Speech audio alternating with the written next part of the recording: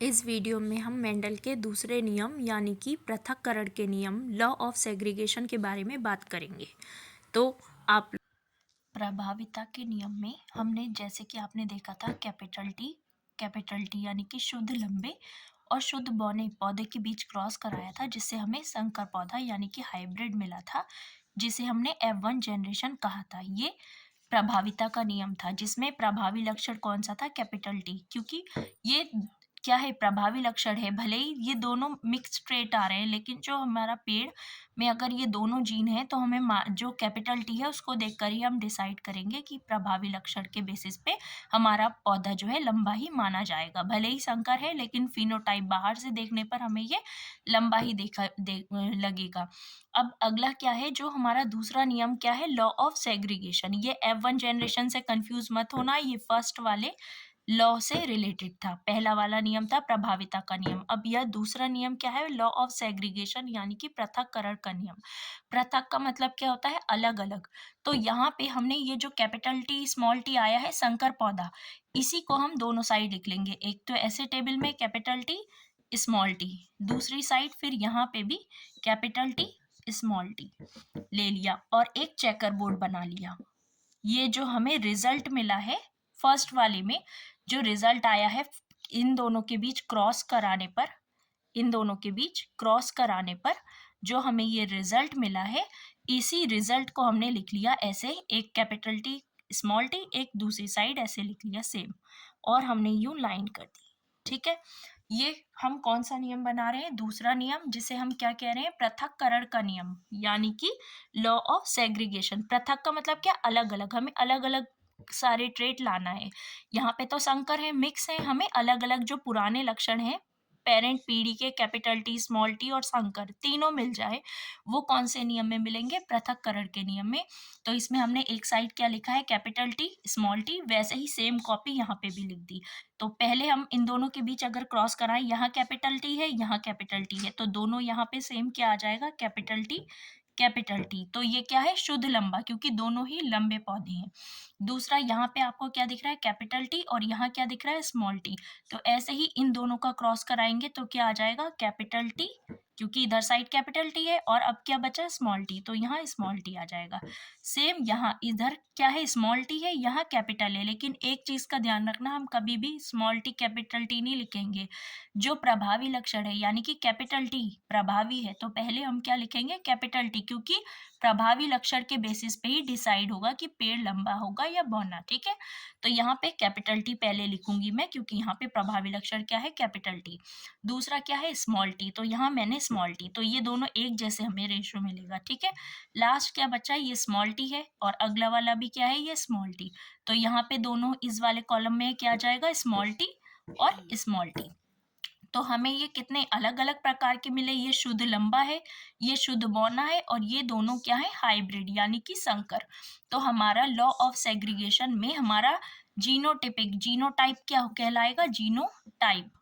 Genotype क्या होगा? जो जीन लेवल पे, जीनोटाइप यानी कि जो जीन लेवल पे हमें जिसे जीन, एक एक चीज देखकर जो हम डिसाइड करते हैं वो क्या कहलाता है? जीनोटाइप। जो जीन को देखकर, यहाँ पे आपको दिख रहा है दोनों कैपिटल टी है, तो जीनोटाइप क्या आ जाएगा? 1, क्योंकि एक ही हमें कैपिटल टी शुद्ध लंबा में एक ही मिल रहा है। फिर रेशियो हम दूसरा, यहाँ पे एक तो ये मिल रहा है और दूसरा ये मिल रहा है, ये दोनों एक जैसे हैं, तो हम इन दोनों को क्या कहेंगे? 2, यहाँ पे रेशियो आ जाएगा। लास्ट वाले में एक ही बचा है हमारा स्मॉल टी, तो यहाँ पे क्या आ जाएगा? रेशियो 1। तो आपको ये चीज ध्यान रखना है कि मोनोहाइब्रिड क्रॉस और कौन सा नियम है? ये पृथक्करण का नियम। पृथक्करण के नियम के मोनोहाइब्रिड क्रॉस में जीनोटिपिक रेशियो कितना आएगा? 1:2:1। ठीक है, जीन अनुपात, जिसे हम हिंदी में जीन अनुपात भी कह सकते हैं। जीन लेवल पे देख रहे हैं ना एक एक चीज। यहाँ पे जीन दोनों क्या है? शुद्ध लंबे पौधे के हैं, यहाँ संकर पौधे के जीन है, यहाँ पे शुद्ध बौने पौधे के जीन है। तो सबके जीन देख के हम डिसाइड कर रहे हैं, तो इसीलिए इसको हम क्या कहते हैं? जीनोटिपिक अनुपात या जीनोटाइप। अब हमें जीनोटाइप तो हमने एक एक चीज देख के टी देख के डिसाइड कर लिया, अब हमें फिनोटाइप भी देखना है कि बाहर से देखने पर प्लांट कैसा दिखता है। तो हम क्या करेंगे, फिनोटाइप। अब आप यहाँ पे ये देख रहे हैं कैपिटल टी को तो हम कह ही सकते हैं कि ये लंबा पौधा है, ठीक है, और इसको देखकर हम डिसाइड कर सकते हैं ये बौना पौधा है। लेकिन अब बचे ये दोनों, तो इनको भी तो हमें कोई ना कोई डिसाइड करना पड़ेगा ना, भले ही ये संकर पौधे हैं, हाइब्रिड हैं, लेकिन प्रभावी लक्षण कौन है, कैपिटल टी। घर में पापा जी तो बड़े होते हैं ना, वही घर को रेगुलेट करते हैं। तो इसी तरीके से यहाँ कैपिटल टी जो है ये प्रभावी लक्षण है।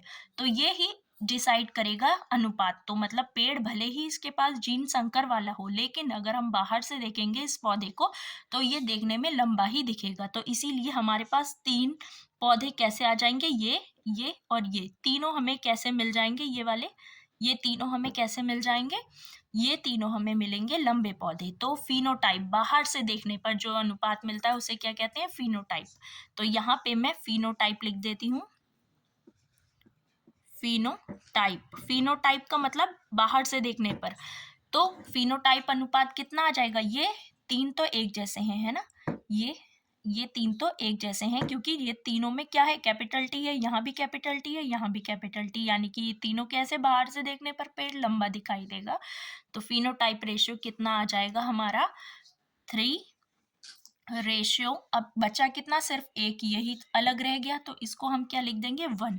तो 3:1 फिनोटाइप। फिनोटाइप का मतलब बाहर से। अभी कुछ लोगों का स्किन का कलर डार्क होता है, किसी का लाइट होता है, तो या फिर हेयर कलर हो गया, आइस कलर हो गया, तो ये सब आप जो देखकर बाहर से अनुमान लगाते हैं तो वही क्या कहलाता है, फिनोटाइप। ऐसे ही अगर हम पेड़ की लंबाई को बाहर से देख रहे हैं तो यहाँ पे तीनों हमें बाहर से देखने पर पेड़ लंबे दिखेंगे, जबकि सिर्फ ये वाला एक छोटा पौधा दिखाई देगा जो बाहर से हम देख सकते हैं। तो और ऐसे ही ह्यूमंस में, हम लोगों में भी हाइट का डिफरेंस होता है, तो इसी को हम क्या कहते हैं, फिनोटाइप।